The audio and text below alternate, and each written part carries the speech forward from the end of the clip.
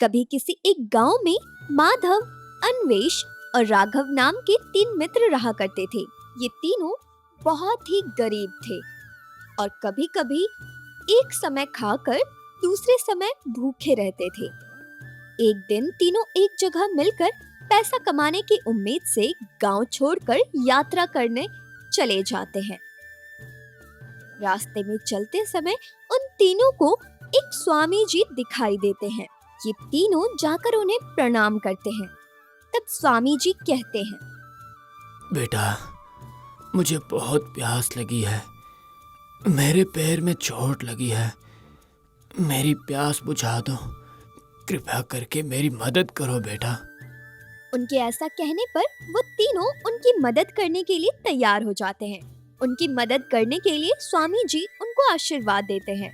वो लोग स्वामी जी को प्रणाम करके आगे बढ़ जाते हैं। स्वामी जी अपने दिव्य दृष्टि से उनके जीवन शैली को जान लेते हैं। ओह, ये लोग बहुत गरीब हैं, इनकी मदद करनी चाहिए। उनकी मदद करने का निश्चय करके वो उन लोगों से कहते हैं, रुक जाओ बेटा, मुझे तुम लोगों की परिस्थिति समझ में आ गई है। मैं तुम्हारी मदद करूंगा। ऐसा कहकर स्वामी जी अपने पास से जादुई फूल निकालकर उन्हें दे देते हैं। ये तीनों फूल जादुई फूल है। तुम लोग ये लेकर इन फूलों के साथ अपना पैदल सफर जारी रखो। ये जादुई फूल चमकते हुए आपके हाथ से जहाँ भी गिरेगा वहाँ पर ज़मीन खोद कर देखना, तुम्हें ज़रूरतमंद धन मिल जाएगा। एक फूल एक ही बार काम करेगा, ये याद रखना। ये फूल बहुत ही कीमती फूल है बेटा। स्वामी जी के ऐसा कहने पर वो तीनों उनसे एक एक फूल लेकर आगे निकल जाते हैं। वो तीनों जंगल से जाने लगते हैं।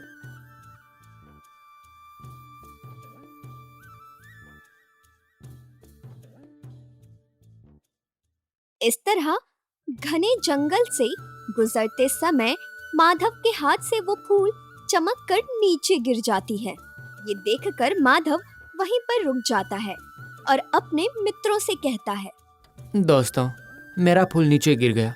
स्वामी जी के बताए मुताबिक यहाँ ज़मीन खोद कर देखते हैं, शायद कुछ धन मिल जाए। उसकी बात सुनकर दोनों मित्र मान जाते हैं। तीनों मिलकर वहाँ जमीन खोदने लगते हैं। वहाँ पर तांबे के सिक्के का बॉक्स मिलता है उन्हें। वो बॉक्स देखकर माधव कहता है, ये तांबे के सिक्के हम तीनों में बराबर बांटकर वापस चले जाएंगे क्या? उसकी बात सुनकर राघव कहता है, नहीं नहीं, ये तांबे के सिक्के हैं ना, शायद आगे और कुछ धन मिल जाए। थोड़ा और आगे चलकर देख लेते हैं। राघव के ऐसा कहने पर दोनों मान जाते हैं। उस बॉक्स को अपने साथ लेकर अपना सफर जारी रखते हैं। इस तरह कुछ दूर जाने पर एक पेड़ के नीचे उस बक्से को रखकर माधव अपने मित्रों से कहता है, बहुत भूख लगी है, कुछ खाकर ही फिर से सफर करेंगे। उसके कहते ही दोनों मित्र उस पेड़ की तरफ देखकर कुछ फल तोड़कर लाते हैं और वो उन्हें खाने लगते हैं। इसके बाद अपना सफर शुरू करते हैं। इस तरह कुछ दूर जाने के बाद अन्वेष का फूल वहीं नीचे गिर जाता है। ये देखकर अन्वेष कहता है, दोस्तों, रुक जाओ, इस बार मेरा फूल नीचे गिर गया है, यहाँ जमीन खोद कर देखते हैं। उसके बाद तीनों मिलकर जमीन खोदते हैं। उनको एक बड़ा सा बक्सा मिलता है। उस बक्से को खोलकर देखने पर सोने और चांदी के सिक्के चमकते मिलते हैं। वो तीनों बहुत खुश हो जाते हैं और खुशी-खुशी राघव कहता है, अरे वाह, कितना धन है! इतना धन अपने जीवन में कभी नहीं देखा मैंने। उसकी बात सुनने के बाद माधव कहता है, दोस्तों, बहुत बड़े पैमाने पर धन मिल गया है। ये धन हम तीनों बराबर में बांटकर घर वापस चले जाते हैं। इस धन से हम खुशी से रह सकते हैं। उसके ऐसा कहते ही अन्वेष कहता है, हाँ, तुमने सही कहा है। ये धन हम तीनों में बराबर बांटकर घर वापस चले जाते हैं। अभी आगे सफर क्यों करना है? उसकी बात सुनकर राघव कहता है, तुम लोग क्या बोल रहे हो?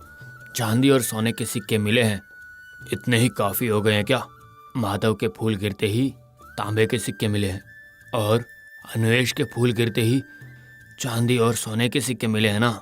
अब मेरे हाथ में फूल वैसे ही है ना, तो मेरे हाथ से फूल गिरने पर हीरे मिलेंगे शायद, और आगे चलते हैं। राघव की बात सुनकर माधव कहता है, नहीं दोस्त, अपने को मिले हुए धन से गरीबी से छुटकारा पाकर अच्छा व्यापार करके हम खुशी से रह सकते हैं। ये हम बराबर में बांट लेंगे। इनसे खुश होकर हमारा वापस जाना बेहतर होगा। इसके बाद अन्वेष कहता है, हाँ राघव, माधव ने जैसा कहा वैसा ही करेंगे। उन दोनों की बातें सुनकर राघव कहता है, तुम दोनों पहले मेरी बात को समझो। थोड़ी दूर और जाएंगे तो हमें हीरों की खदान मिल सकती है। मेरी बात मानकर आगे चलेंगे। कोई भी फिर से हमारी मदद करेगा क्या? ये धन खत्म होने के बाद हम दोबारा स्वामी जी से पूछ नहीं सकते हैं ना? राघव की बात सुनकर माधव कहता है, दोस्त, एक बार शांति से मेरी बात तो सुनो। स्वामी जी ने हमारी दुर्दशा को देखकर ही हमारी मदद की थी। लालच में आगे बढ़ेंगे तो शायद ये धन भी चला जाएगा। मेरी बात को मानो। ये धन लेकर अब वापस चलते हैं ना? माधव की बात अनिवेश मान जाता है, लेकिन राघव नहीं। माधव और अनिवेश दोनों मिलकर उस बक्से को लेकर वापस जाने लगते हैं, लेकिन राघव आगे उसे हीरे की खादान मिलेंगे ऐसा सोचकर आगे बढ़ जाता है। थोड़ी दूर जाते ही उसे प्यास लगती है। वो पानी की तलाश में इधर उधर देखता है, लेकिन उसे पानी कहीं नहीं दिखाई देता। और थोड़ी दूर जाने के बाद उसे एक पेड़ से लटका हुआ ब्रह्म राक्षस दिखाई देता है। उस ब्रह्म राक्षस को देखकर राघव बुरी तरह से डर जाता है और वो उस राक्षस से पूछता है, कौन हो तुम? यहाँ क्यों आए हो? घने जंगल में पेड़ पर क्यों उल्टा लटक रहे हो? उसके ऐसा पूछने पर एक थन राक्षस के गले से निकलकर राघव के गले से लिपट जाता है और राघव पेड़ से उल्टा लटक जाता है और वो ब्रह्म राक्षस इंसान में बदलकर नीचे आ जाता है। राघव उल्टा लटक कर ब्रह्म राक्षस में बदल जाता है। तब वो इंसान जो नीचे खड़ा था वो उससे कहता है, हे दोस्त, मेरा नाम गणपति है। मैं स्वामी जी के पास से वरदान लेकर यहाँ आया हूँ। लालच में आकर तुम्हारे जैसे ही इतनी दूर आकर इन पेड़ों की बेल में फंसकर ऐसे बदल गया हूँ। मैं स्वामी जी से विनती कर रहा था, वो मुझे दर्शन देकर जो कोई भी तुम्हारे जैसे लालच में आए यहाँ तक आएगा वो तुम्हारे दंड को बांट लेगा। तुम इंसान में बदल जाओगे और वो आने वाला आदमी पूरी तरह तुम्हारी तरफ ब्रह्म राक्षस में बदल जाएगा। ऐसे में तुम्हारी वजह से मुझे मुक्ति मिली है, इसलिए तुम मेरी सजा भुगतोगे। मुझे सबक मिल गया है। मैं सुरक्षित मेरे घर पर पहुंच जाऊंगा।